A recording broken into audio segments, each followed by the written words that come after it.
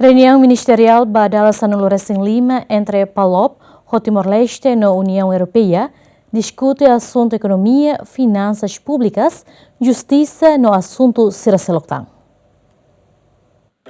Foi no encontro ministerial países africanos da língua oficial portuguesa que PALOP e Timor-Leste na União Europeia badala Sanulu Recém Lima e a sexta semana nação Sira nebe rola parte e a PALOP hamutu com Timor-Leste na União Europeia assina declaração Dili que em cooperação triangular entre PALOP e Timor-Leste na União Europeia e a área Sira Hanesan, economia, finanças públicas, nomos projeto importante rua nebe se financia a União Europeia ba programa pro justiça no pro cultura. Nunemos ministro do Negócio Estrangeiro na Cooperação Bendito Freitas, oficialmente simo presidência política husi Guiné-Bissau, o de halo coordenação serviço entre PALOP, Timor-Leste e a União Europeia. Importância para a União Idanema que tu consolida liutan mecanismos de cooperação entre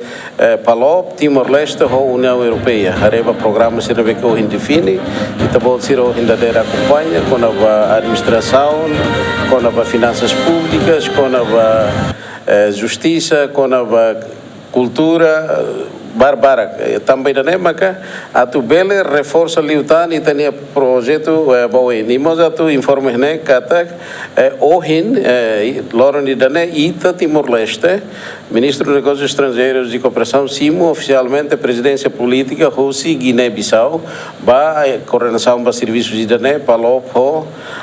Timor-Leste União Europeia. A necessita tudo hatene kata papel relação triangular e é importante tebes e fórum global multilateral nebe que itene Timor-Leste nelian mas bele rona hamuto com a União Europeia o países irmãos Sira PALOPs atunune bele garante apoio sustentabilidade e desenvolvimento e tato enfrenta desafios globais nebe que ta hasuru ba limores ba liu com mudanças climáticas assuntos ligados ao Oceano União segurança alimentar no buat barak liutan e hene com a cooperação com a União Europeia foco liu mas ba setor